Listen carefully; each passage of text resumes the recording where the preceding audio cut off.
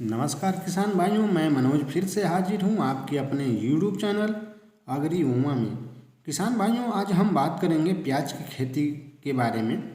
प्याज की फसल लगभग 35 से 40 दिन की होती है, तो उस समय हमारी प्याज की फसल के अंदर कौन कौन से खाद कितनी कितनी मात्रा में डालनी चाहिए, आज मैं किसान भाइयों आपको ऐसी 4 खादों को बताने वाला हूँ। यदि इन चारों खादों का सही मात्रा प्याज की फसल के अंदर आप डाल देते हैं तो बहुत ही अच्छा और शानदार उत्पादन प्याज की फसल से आप प्राप्त कर सकते हैं।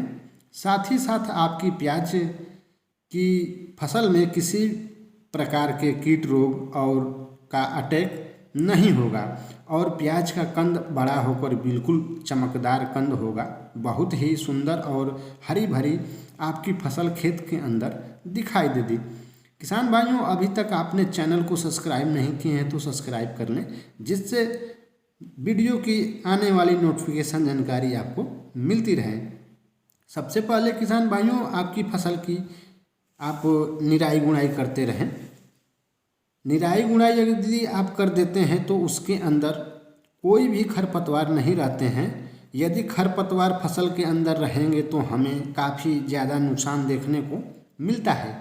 फसल के साथ ही साथ खरपतवार उर्वरक को ग्रहण करते रहते हैं, जिससे पूरा खाद उर्वरक हमारी फसल को प्राप्त नहीं हो पाता है। किसान भाइयों, सबसे पहले जो आपको लेना है वो है ह्यूमिक एसिड 98% वाला। इसकी मात्रा किसान भाइयों आपको लेनी है 2 किलोग्राम प्रति एकड़ के हिसाब से। ह्यूमिक एसिड हमारी फसल की जड़ों के विकास करने में बहुत ही मदद करता है। प्याज की जड़ें जितनी बैठेगी उतना ही हमारा कंद किसान भाइयों बन के चलेगा। दूसरी जो आपको इसके साथ लेना है किसान भाइयों वो है यूरिया। यूरिया की जो मात्रा होगी किसान भाइयों 30 किलोग्राम प्रति एकड़ के हिसाब से। इससे ज़्यादा यूरिया की मात्रा आप न लें। ज़्यादा यूरिया डालने से हमारी फसल को ज़्यादा बेनिफिट नहीं मिलता है, उल्टा नुकसान ही देखने को किसान भाइयों मिलता है। तीसरा किसान भाइयों आपको लेना है वायवीटा।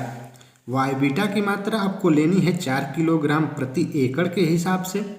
वायवीटा के अंदर वह सभी सूक्ष्म पोषक तत्व दिए हुए हैं जो हमारी प्याज की फसल के लिए बहुत ही उपयोगी है और हमारी प्याज की फसल को जितने भी पोषक तत्वों की आवश्यकता पड़ती है वह सब इसके अंदर मौजूद रहते हैं।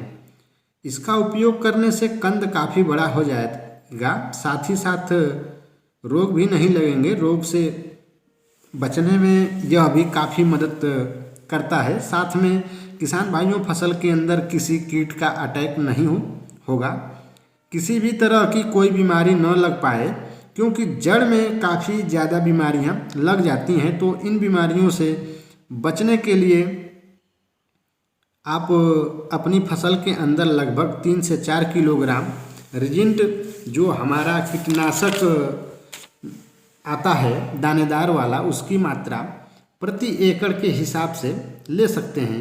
इन चारों खादों को अच्छी तरीके से मिलाने के बाद किसान भाइयों अपनी प्याज की फसल के अंदर डाल दें। आपकी जो फसल होगी बहुत ही अच्छे तरीके से ग्रो करना शुरू कर देगी। उसके अंदर किसी तरह का कोई रोग नहीं लगेगा, फसल में पीलापन भी नहीं पड़ेगा और जो हमारा कंद का आकार होगा वो भी बड़ा होकर चलेगा। उम्मीद है किसान भाइयों जानकारी पसंद आई होगी। वीडियो को लाइक एवं शेयर करना न भूलें। फिर मिलेंगे किसी नई जानकारी के साथ। धन्यवाद।